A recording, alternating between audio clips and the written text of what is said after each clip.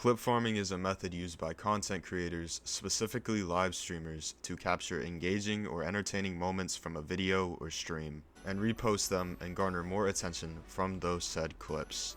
And as of the past few years, we've been in an epidemic of clip farming, due to the masses moving to more short-form content viewing, or some other nerdy term those YouTube gurus use. For some creators, it gets too much, and it's clearly just forced attempts at humor that makes you question what you're watching, and why you've let your life get to this low of a low point. There's two forms of clipping: unintentional, such as the numerous "speed, my mom's kind of homeless" type of clips. And by the way, gang, I know, you know, everyone knows you laughed when you saw that clip for the first time. You're a horrible person. And there's also intentional clipping, such as the "bro coughs like an iPad kid" clip. And twin, nobody said that. How are you your own worst enemy? Like, how are you dissing yourself?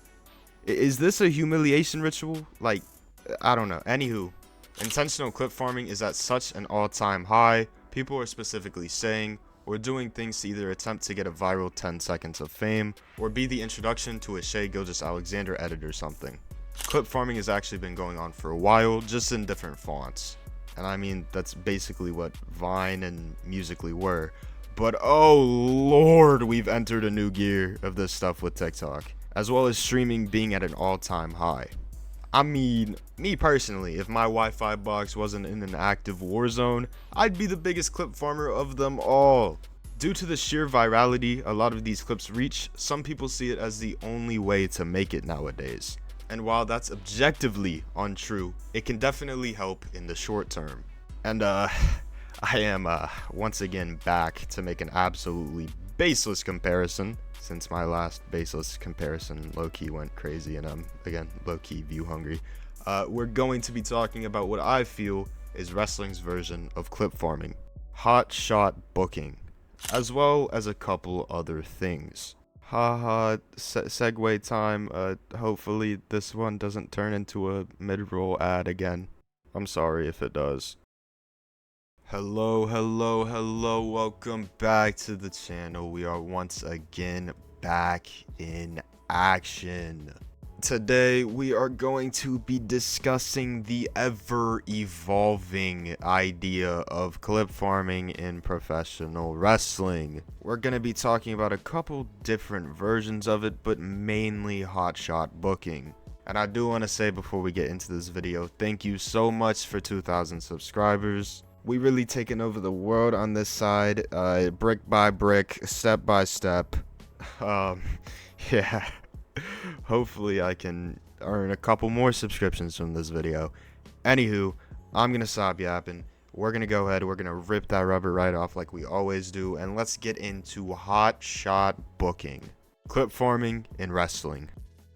Alright, so let's establish a comma definition here of the term hotshot booking. Now, the term hotshot can either be applied to someone who is full of himself or very important, or it can be applied when dealing with some, let's say, paraphernalia, so YouTube doesn't get too angry. However, neither of these definitions have anything to do with the specific term we're trying to define, so let's move on to the good stuff. Hotshot booking is, in simplest terms, losing the benefits of the long term for lesser benefits in the short term. It's the type of thing promoters use to try to pop a crowd quicker than you should have in certain situations, and to get more people interested in the product. Now, this is not like a new concept, it's not a new idea, and it's been used since like the beginning of wrestling time. And promoters in the territories would use this form of booking to attempt to save a territory's interest in the wrestling matches. We all know that wrestling is a business and practice that relies on moments, and moments make everything around here, twin. However, too many moments can be a bad thing, especially too many moments within such a short amount of time, and at times it just gets too much, like certain Twitch streamers, you know? But anywho, territory hotshotting, as we alluded to earlier, was intentional clip farming. A lot of companies have problems with this idea of hotshot booking, and they rely on it too much. They give you so much in such a short amount of time to attempt to make people care. It's too much sometimes, and this is all similar to how certain streamers will just like go out in public and borderline harass people and just do too much in the span of 20 minutes for the love of the clip before getting kicked out of their local Walgreens and like permanently banned from 6 different locations.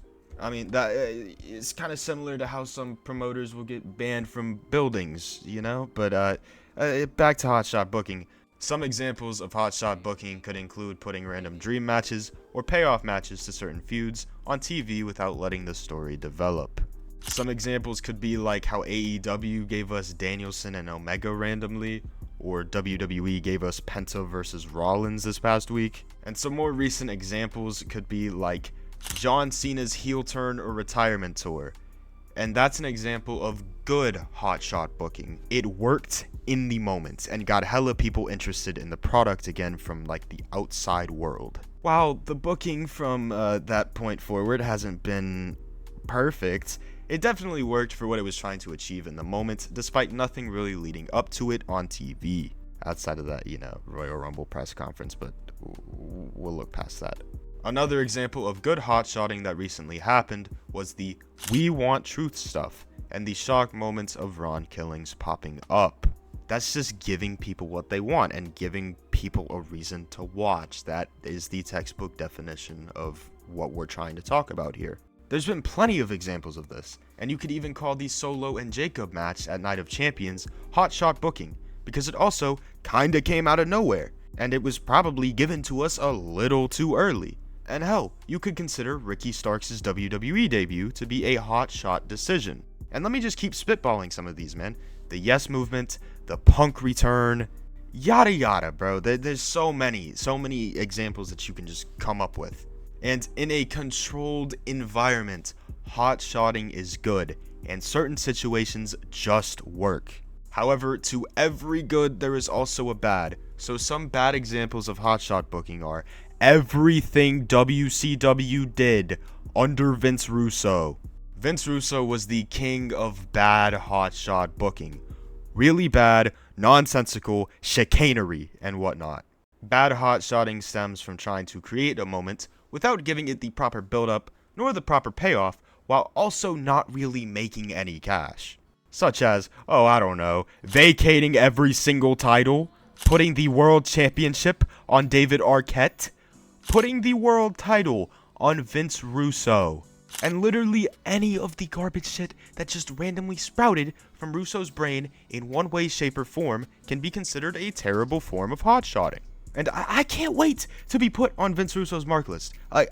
That would be a just life accomplishment. That's a bucket list item to be on his mark list.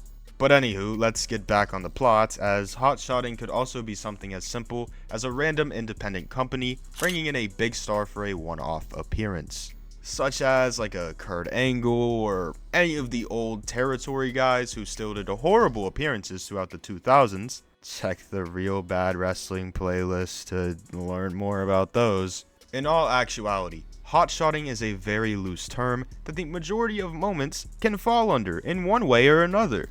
While hotshotting is the main focus of the video, and the main focus of the comparison we're trying to draw here, wrestling also has other forms of clip farming. And it's kind of got like a whole epidemic going on. There are more obvious examples of clip farming within the world of wrestling, and they're a lot easier to explain, and probably make a lot more sense in this whole comparison. Such as the Kota Ibushi 349,756 Canadian destroyers from a blow-up doll, Enzo Amore's edgy promos he cuts nowadays outside of random stores or in like random alleyways, or like a random indie guy doing 1440-degree rotational corkscrew swantons off the middle rope, any type of like comedy spot, deathmatch companies doing crazy spots like jumping off 39 flaming tables with a bulletproof vest layered in light tubes and gusset plates. And speaking of deathmatch companies, that one IWA Mid-South dive from like really high up where bro just, missed the target. That's an unintentional clip. That's like, that just happens naturally. And it went viral all because it went wrong. Could you imagine if he had landed it? And I can't, because we wouldn't have heard about it anyway. Zilla Fatu also has a little bit of a clip farming problem. I love Zilla though, so I'm not gonna sit here and bury him. And WWE's doing all these Fanatics Fests where they're just pulling out random streamers with pretty bad pasts. And just all those like little things that are just there to try to get a viral moment on social media. It's evident, and really it always has been evident. Anyways, because everyone wants to be noticed and, for lack of a better term, go viral, some wrestlers will do utterly crazy stuff that you just gotta see to believe. Some of them are brilliant, while some are stupid. Some are the Ninja Fortnite clips where he kills like 36 people in a row in Tilted Towers, while others are Jinxie talking about how he coughs like an iPad kid, and these are for better or for worse. And a good chunk of these moments do go viral, at least as viral as they can nowadays. And once again, like everything else to do with wrestling, some people love them, some people hate them, and that's the beauty of the internet and the business we all love or hate if Rain is watching this. All in all, there is a lot of clip farming that takes place in wrestling. Is it necessarily a bad thing all the time? No. For some wrestlers, that's the way they blow up, like Joe Hendry. He became viral because of just a bunch of clips and his song and just everything that made Joe Hendry Joe Hendry.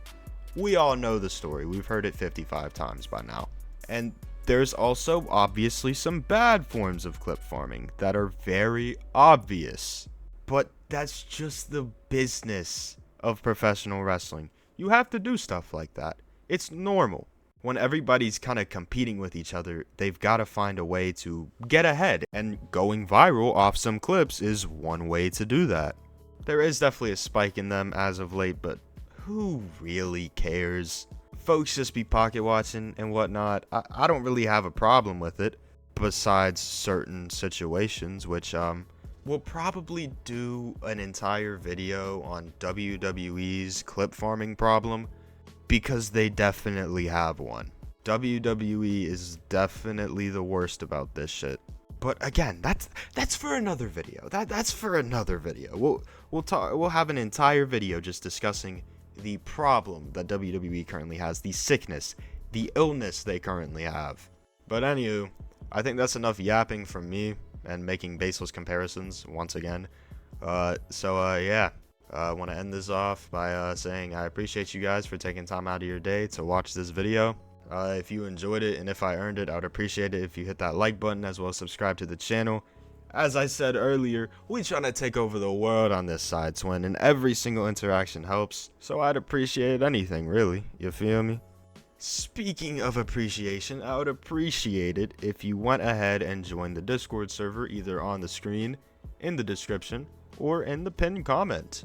We've got a whole bunch of really cool people in there because everybody that's ever been cool in the history of the word cool is in the Discord server. And if you join the Discord server, you will just randomly get the ability to talk to the opposite gender and be just a Casanova, which is the complete opposite to what every other Discord server gives you. They give you like 3 extra chins, 260 extra pounds, and a lot less social skill. And you for some reason would start saying the word kitten. That doesn't work over here because we're all alpha. We're all alpha, either male or female. And we just are the wolves and pack. No, we're not. Not a single no. What am I talking about? Anywho, join the Discord server. And when you join the Discord server, you should tell Dame, like you should ping Dame specifically and tell him to drop his songs, like his music, on either like YouTube or Spotify, because I'm getting real sick and tired of bumping it on SoundCloud, just like how I know everybody that gets the outro song, you got to go immediately to his SoundCloud to listen to California because it's an absolute banger. So is Fun, which he just recently dropped. You should go and check those out.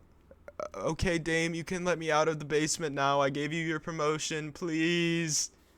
That wasn't supposed to make it in the video, but yeah, once again, appreciate you guys for taking time out of your day to watch this video. Y'all stay safe. God bless.